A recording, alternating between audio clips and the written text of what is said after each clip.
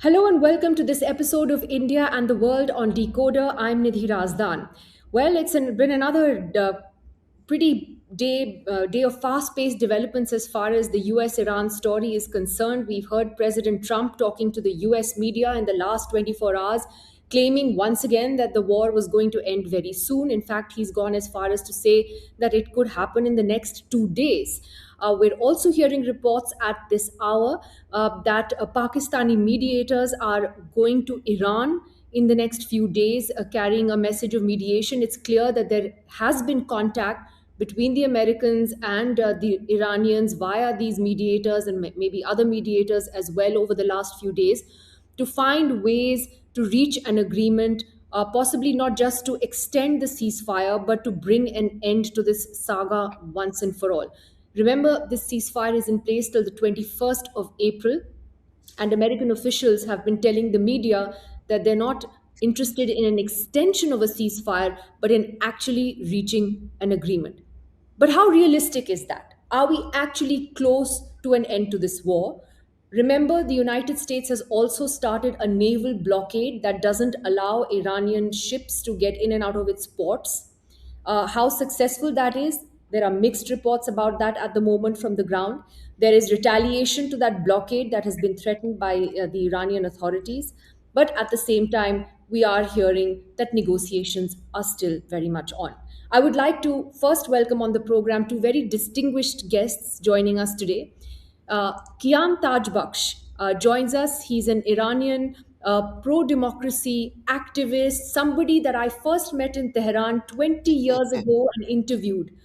And he's had a remarkable life since then. He was arrested about a year after that meeting that we had in a round of arrests by the Iranian regime, was in jail, I think, for was it 8 years, Mr. Tajbakhsh, and is now teaching international relations at New York University. It is really nice to see you again after all these years, Kian Tajbakhsh. Thank you for joining us very much. Thank And you it very much. also gives me great pleasure to welcome back Alan Lichman, Distinguished Professor of History at the American University in Maryland. Thank you very much to both of you. I'd like to begin with you, Kian Tajbakhsh. Uh, just looking at the fact that despite all the rhetoric about the naval blockade, retaliation, etc., does it give you some hope that there is still a negotiation in place, that there is talk of trying to end this war, and that it may happen? Maybe I'm clutching at straws, but one hopes. Well, first of all, thank you very much for inviting me onto your show, Nidhi. And it is indeed a pleasure to see you after 20 years when we met in Tehran.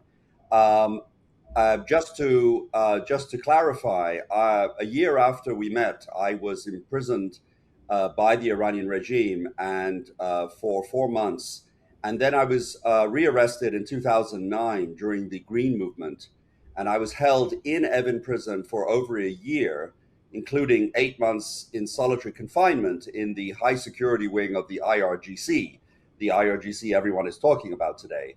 I was then held under house arrest for 6 years in Tehran until my freedom was negotiated as part of the 2015 Iran nuclear deal, the JCPOA. And then I came to New York in 2016.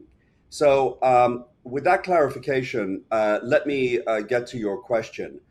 Unfortunately, I don't think it is realistic, either in the short term or the medium term, to reach a comprehensive resolution of the uh, issues that have led to the conflict, to the current conflict between the United States and Iran, and with Israel and Iran also. Um, the reason mainly is because, as I have written in my Substack newsletter, Iran Crisis Notebook, I think it's important for viewers to understand that it may actually, and I understand this may be controversial, but it perhaps is more accurate to say that rather than President Trump starting a war with Iran, it's President Trump and the Israeli Prime Minister that, in fact, want to finish a war that Iran started 47 years ago in 1979. Um, Iran, when the Islamic Revolution uh, prevailed in 1979, it essentially declared war on four fronts: against the United States, against Israel, against Western modernity, and against the majority of its own people that don't support the regime. So, I mean, I'm not going to go into details, but in terms of Western modernity, yeah, the Iranian regime has put a fatwa on Salman Rushdie, uh, which has not been rescinded until today. It has $1 million bounty on his head, and that is an expression of the antagonism that the Islamic revolutionary ideology has against not just the United States and Israel as a geopolitical force, but against Western culture. And of course, in January of this year, reports are that the Iranian regime massacred maybe 10 to 20,000 unarmed protesters in the street who opposed the regime. So I guess what I'm trying to say, Nidhi, is that this is a long-standing antagonism that Iran has been fighting against these forces and has never stopped fighting. And in a sense, the United States and Israel have been trying to confront this antagonism for many years, and I believe it came to a head. So until the regime's ideology is removed from Iran, and I'm not suggesting that that should be the regime change should be the singular goal of the United States. But unless the regime is removed in Iran towards a pro Western regime, the roots of this antagonism will not be removed. There might be a short term resolution to the fighting, but it is really in Iran's court to decide whether it wants to remain a revolutionary project or a normal state and enter into regular diplomatic relations with the United States and Israel. I think Yes. it's very important what you're saying, because you're giving us a very important and a different perspective. I understand also that it comes you come from a certain experience, your own experience, and you've faced so much repression within Iran. I think the question here is, and maybe Professor Lichman could take that, is that we know that the regime in Iran has been extremely oppressive towards its own people, no less.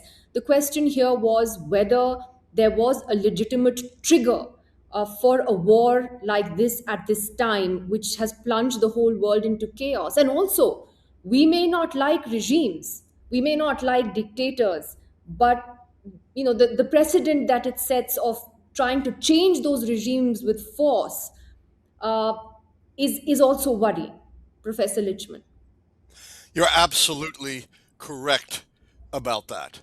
And let's face it, uh, the United States had reached an agreement. As horrible as this regime is, and I'm not defending it, there are horrible regimes all over the world. North Korea, in fact, poses a vastly greater threat to the United States than Iran does. They have nuclear weapons. They are developing missiles capable of reaching the U.S. We had reached an agreement which the uh, and thank you for your service and sacrifice, by the way. I greatly appreciate it. Our other guest had pointed out way back in 2015, and who abrogated that agreement that was stopping Iran from developing a nuclear weapon.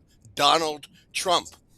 In 2018, 8 years ago, he promised, I'm the great deal maker. I'm going to make a better deal. Nothing, no deal. So he resorts to this bombing campaign, which has killed thousands of Iranians, including more than 150 schoolgirls. You cannot change a regime by bombing them. There is absolutely no precedent for that. If anything, we have a worse, if that's possible, even more hardline, younger, tougher regime in place. We have probably killed off the Iranian uh, strong opposition because they are now united in hatred of the United States. We have given them a vastly greater incentive to build a nuclear weapon because if you look around the world, what are the nations we have never attacked, like North Korea? It's nations with nuclear weapons. Plus, as you point out,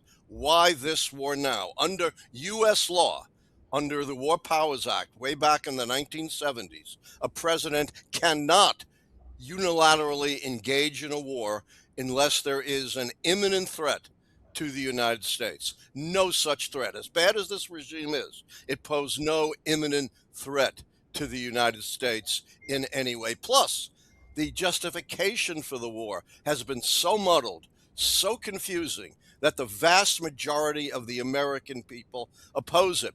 I've obliterated, he told us months ago, Iran's capacity to build a nuclear weapon. Oh no, the main war aim is to stop them from building a nuclear weapon. We're not interested in regime change, but regime change has occurred just because there is new leadership. That's why you cannot, as an American president, successfully wage a war without the American people behind you, and they are overwhelmingly opposed to this war. We didn't even get a rally around the flag effect that you almost always get at the beginning of a war. Over 70% favored the war in Iraq early on until that war went sour. So absolutely, it's a horrible regime in Iran, but we have gone about it in exactly the wrong way, and we seem to be reveling. And think of the criticisms of the Pope, reveling in death and destruction, putting the whole world's economy in chaos. And I think the best we can ever hope for from a deal is to go back to where we started before all this death and destruction and the putting the world economy in chaos. So I wanted to ask both of you what you think would be the give and take, in these negotiations. And Professor Lichman, I'll start with you on that, since you raised that issue of we would go back to the point at where we were before this war began. How is that going to be achieved in a way that makes both sides say, well, we won here? Because everyone has to have a face saver, or is that not going to happen? Nidhi, I'd like to maybe after the Yes, professor, I'd like to make a couple of right after comments. that. Yeah, Professor Lichman first. Yeah. Yeah. Look, both sides have already said they won. Donald Trump never loses, and the facts make no difference to him. He got thumped in the 2020 election, losing it by almost 8 million votes and large numbers of electoral college votes. He still claims he won, contrary to 60 court decisions, his own Department of Justice. I can go on, 6 years later. So it doesn't matter what the objective results are. Donald Trump will claim he's won, and if the fighting stops and the regime is in place, Iran can claim they won. I don't think that's going to be a big deal on either side. Kian Tajbaksh, your view on what could, as you say, you're not optimistic that there will actually be an agreement that would last. I'm guessing you feel that there might be a temporary sort of arrangement for now to sort of maybe push this ceasefire down the road, but maybe nothing more concrete than that. And as you also have said in your Substack that you referred to earlier, you've actually flagged the naval blockade as a major turning point in this conflict. If you could also reflect on that for a moment. Sure. I'd like to just elaborate a couple of my points. First of all, Nidhi, thank you for mentioning that. Yes, my view is very much framed as part of my experience as a civic democracy activist inside Iran, who suffered and paid the cost of that. I would say that I've always been a civic activist. I work on civil movements, and I don't support military action as as a military analyst, but I can also analyze some of the realities. And I would say that there are a couple of points we should keep in mind. You asked a very good question, which is why this war now? And then the question that Professor mentioned, which was correct, which was that the strategic rationale for the war versus how it's being conducted. You can defend one and criticize the other. So first of all, what I argue is that in 2000, so what changed between 2015 and 2026, the war, was October 7th, 2023. What happened in after the 2015 JCPOA, and why I don't think we can go back to that, is because two things importantly changed in the region. The first was that the costs of narrowing engagement with Iran just to the nuclear file, which is what the Obama administration did in good faith, I believe, it was exposed to be too high. That is to say, leaving ballistic missiles and the proxies, the terror proxies that Iran supports, turned the region upside down after October 7th. In other words, October 7th, 2023. In other words, it was no longer possible to keep ballistic missiles and proxies off the table. When the American delegation went to Oman in January, in Muscat, to negotiate with this, they put these three issues back on the table. The Iranians refused to negotiate on any of them, in fact. And that is what triggered the war. The second big change after October 7th was that for the first time, senior Iranian officials inside Iran, and particularly after the 12-day war with Israel, they began openly for the first time saying that Iran should change its doctrine, military doctrine, and acquire a nuclear weapon for precisely the reason the professor has pointed out. And so at that point, I think the argument that there was no imminent threat is really moot, because I think the United States has gone through the experience of using diplomacy with North Korea, and it failed. And so the United States was simply not going to use diplomacy and suddenly have a nation like Iran, which is part of its official foreign policy position is death to America and death to Israel. It just simply cannot wait. I mean, what is an imminent threat? Waiting Iran to actually put a nuclear device on top of an ICBM? That is too late. So essentially, these two things led the American establishment to decide that it was now or never. And in other words, in my view, this was a war that was inevitably going to happen, and it was better to happen earlier from the American point of view than later. And finally, the issue of whether they can actually come to a resolution and the blockade. Yes, the issue of I have criticized the administration, the Trump administration, for extremely poor planning, for not bringing in allies, for not preparing the opposition, for not preparing the Gulf allies, the NATO allies, and most of all, not preparing the American people. Up till today, there has been very poor messaging.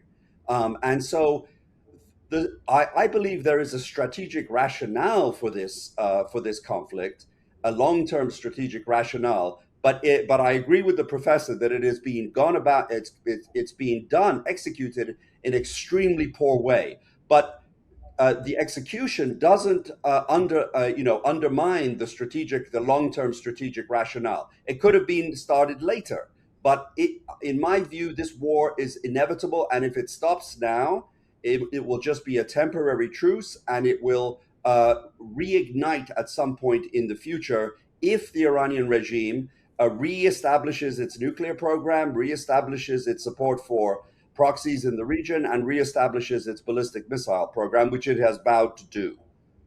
And okay, and I think that that caution that you've cited is important in terms of where we could be headed. It could be a very sort of a temporary. I do come back to the point that again, that I don't think any convincing evidence was presented to anybody about what the Iranians were planning to do at this point. I mean, death to America has been the slogan since the revolution.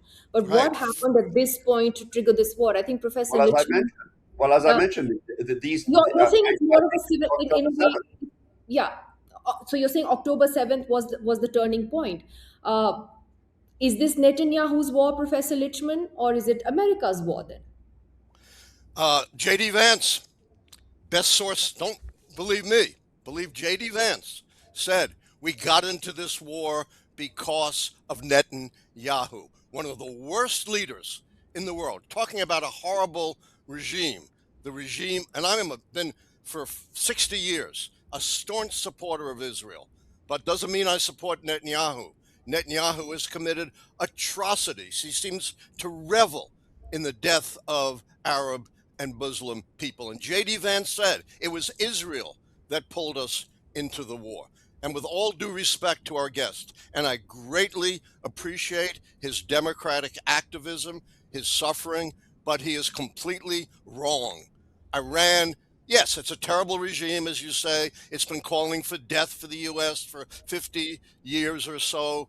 But neither he nor the Trump administration has explained any imminent threat to the government of the United States. And under U.S. law, which you did not dispute, my friend, you cannot engage in a war without Congress, without a declaration or even authorization, unless there is an imminent threat to the United States of America. They have no nuclear weapons. They have no ballistic missiles capable of hitting the United States. You're talking about a preventive war, which is illegal under U.S. law. Moreover, it's not a messaging problem. Yes, the messaging has been terrible.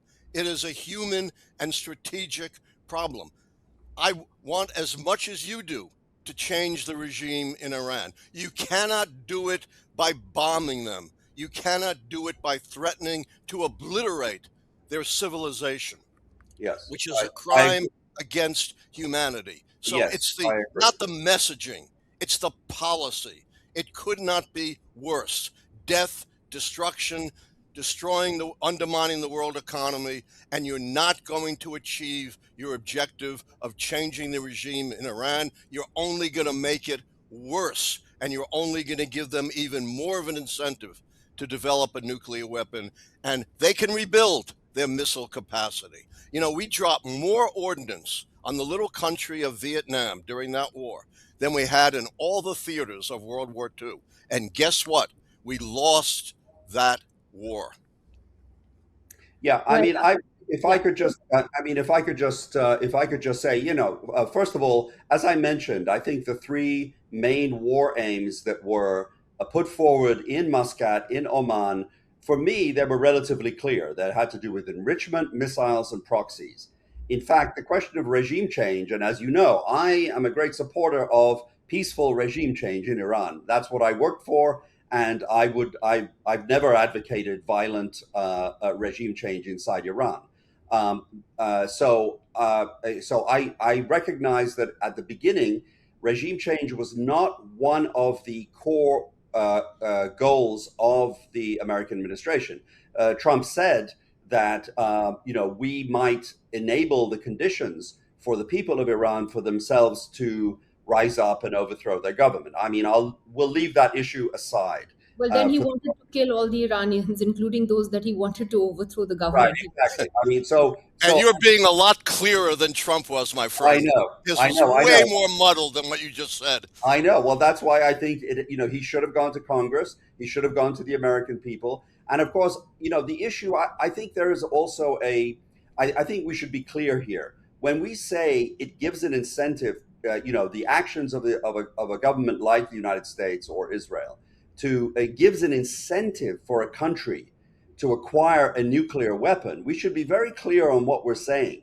We're saying that this country um, feels it cannot achieve national prosperity and growth through ordinary, normal diplomatic means. It is an isolated country. It rejects. People don't also have, should notice there are only two countries on planet Earth that do not host a U.S. embassy. One is North Korea, and the other is Iran. That is an extraordinary level of cost of isolation for a regime to be able to basically, carry for half a century. In other words, it is so principled, and one can respect the principled opposition to the United States. The second point I would say about this is that, again, a country that is willing to go for nuclear weapons, we should not confuse the cause with the restraint. The only thing that the JCPOA did, it did not prevent Iran from getting a nuclear bomb. It delayed Iran from getting a nuclear bomb. President Obama For 20 himself, years. We wouldn't well, be in this pickle if he hadn't overturned it. Yeah, we might have to face it 10 years down the road, but Trump overturned it and obliterated and promised a better deal and got none. well, I mean, I think that's right. I think now we go back to the question, but I mean, 10 years, 10-year sunset clauses on a 2015 deal would have taken it to 2025 or 2035, the biggest sunset clauses. We're in 2026 now. So, in a sense, President Obama himself conceded to NPR. I remember the interview where he said, well, the reality is I've just kicked the can down the road, and that when this JCPOA expires, sunset, Iran will be a month away from a nuclear weapon. He never said Iran will be a month away from a nuclear I weapon. think That's nonsense. And he also said, and you're distorting Obama's position, that we will extend the deal, we'll continue to negotiate. 20 years is not a fixed endpoint. And by golly, 20 years is extraordinary. You know, we wouldn't be in this pickle now. We wouldn't be killing people. We well, the wouldn't be question. messing up the world I, economy if he hadn't abrogated that deal. I mean, my question is why would I would venture to guess that we're probably going to end up kicking this can down the road anyway, even now, because there's no regime change happening in Iran. I don't think they're going to give up uranium enrichment. It's a question of whether that moratorium will be 5 years, 10 years, or 15 years. And what ultimately the compromise will be. That is the sense one gets. Although it's been fairly unpredictable how things have unfolded. But I'm out of time. Thank you very much to you, Professor Lichman, Kian Tajbaksh, for joining us. It's been a fascinating conversation today. On this war and this ongoing conflict. All I can say, sitting here in Delhi, is that we are certainly hoping that there is an end. There has been tremendous economic suffering across the world. We're feeling it in fuel shortages here also. In India's villages, in small towns, restaurants, commercial establishments, it is hitting the economy. And I think whatever the venue may be, let peace prevail for what it's worth. Thank you very Can I much to can both I of you. add one thing before we go? Yes, I sure. just Please. checked. I did a check based on available records. Former President Obama did not say Iran will be on the way when JCPOA ends. He never said that, and that's critical. You put words in his mouth that Obama did not say. Pres- That angers me as an American. Okay, Professor, if that's true, I stand corrected, and I thank you for the correction. I invite you. I invite you to join me on my Substack, where we'll try to. I will try to respond to this particular Happy point. to, and I appreciate your activism. We just differ about Trump and his policies. You're the two most polite guests I've ever had on a show who've disagreed and done it so civilly and so amicably. I really appreciate that. Thank you very much, both of you. Thank you. Great show. Well, joining us now on India and the world is India's former High Commissioner to Pakistan, Ajay Bisaria. As we are taking note of ongoing developments at this hour, the latest being that Pakistan's army chief, I'm just going to read this out, has landed in Iran just a little while ago, ahead of talks with the Iranian leadership. As we were saying earlier, there were reports that a delegation from Pakistan to mediate between the US and Iran was going to be in Iran. And as we've also reported, President Trump has talked about a deal possibly taking place in the next couple of days. Well, Ambassador Bisaria, your thoughts on these latest developments? How optimistic are you, if at all, about a proper agreement that is not just a temporary ceasefire happening in the next few days? Well, I'm not very optimistic about that outcome. What we've seen over the last few days is that, after the 6th of April and the end of civilization announcement by Trump, we had on the 8th of April a sudden ceasefire. And then the collapse this Sunday of the talks and the naval blockade and a completely new dynamic now. So now we're hearing from yesterday that talk of 2-day talks in either Islamabad or Geneva, to take forward this conversation on and try and work out a deal. So I think in the best case scenario, there would be a convergence and a sort of deal. But the more likely scenario, in my view, is that this is simply a ruse to continue reassuring the markets, to keep them calm, keep oil prices down, keep the markets up, and string along the Iranians for what might happen after the 22nd April when the ceasefire deadline expires. So there could be an escalation and the so called final blow by Israel and the US that was being talked about earlier. And this could possibly even then lead to a declaration unilaterally of victory and then a negotiation perhaps from a position of strength. Because I don't I see think that's this interesting. war going You're beyond saying, April. you're saying another round in a sense, perhaps bigger blows before the actual talks to end this begin. Absolutely. I think that's the likeliest scenario that around the 22nd of April, when the ceasefire deadline ends, there is the final blow because that is what Israel wants. That is what the US seems to be gearing up for with its forces in the region. So I think indications are that this would happen because the demands on the negotiation table are so extreme that the Iranians will find it very hard to agree. So I think the final blow will possibly be on the battleground, and then perhaps another round of negotiation takes place with some kind of ceasefire. Right.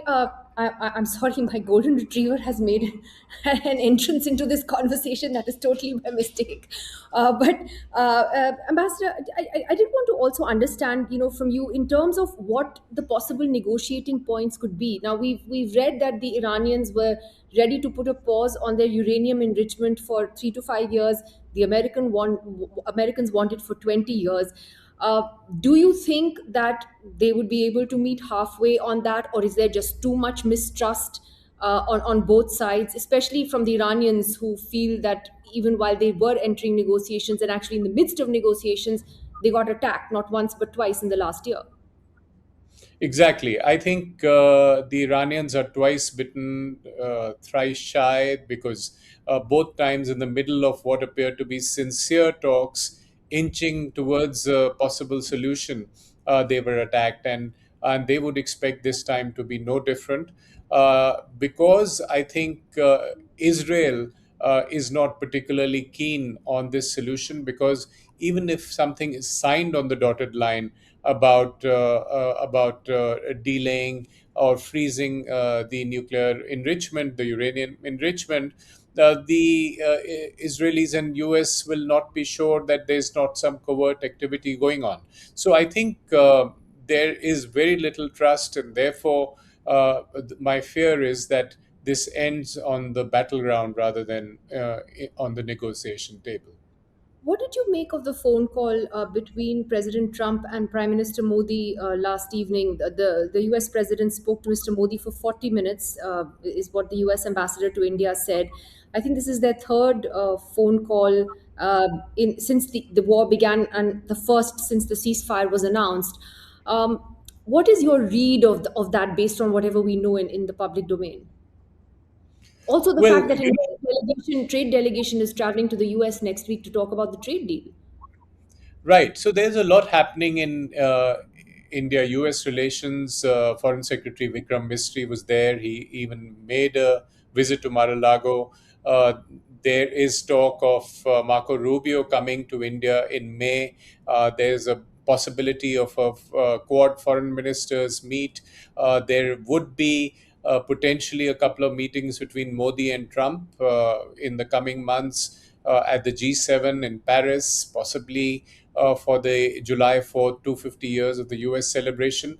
So there's a lot happening on the bilateral front.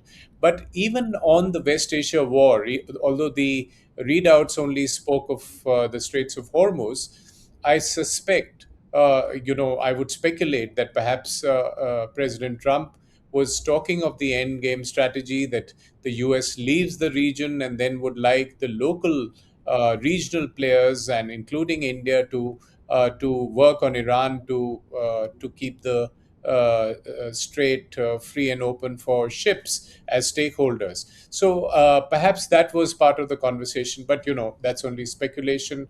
Much of the conversation was private and not been revealed. Well, they make a mess and expect everybody else to clean it up, which is somehow not a surprise, given the administration that one is dealing with in the US. But finally, Ambassador, just had to throw this at you.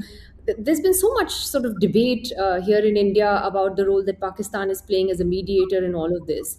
As someone who's served as High Commissioner there, is it a big deal? I mean, should we just take a step back and just be happy if there is anyone, even them, who can be mediators and bring these two parties together and find a way out? Is that what matters at the end of the day, or do you believe this has long-term implications for India? Well, it's a big deal for Pakistan, and it shouldn't be a big deal for India. And I would agree with you that on the peace being forged in this conflict, India is as much a stakeholder as Pakistan. So India should welcome the peace talks and peace agreement coming up, no matter who is mediating or talking about it. But in the long term, in terms of the Pakistan dynamics, the question you need to ask is whether this makes any difference to Pakistan's behavior vis-a-vis India and on the issue of terrorism.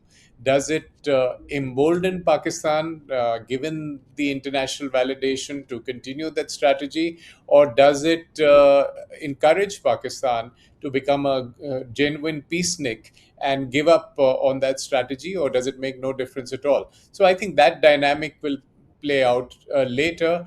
But by and large, I think it doesn't matter where they meet.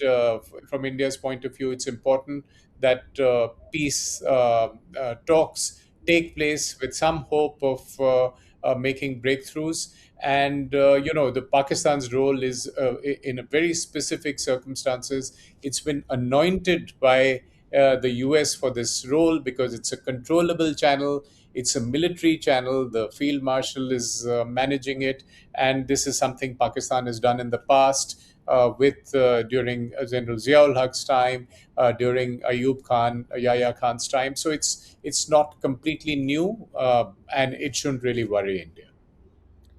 Ambassador Ajay Bisaria, thank you very much for joining us on Decoder with your perspective on that important developing story. Great to have you on the show. Thanks, Nidhi.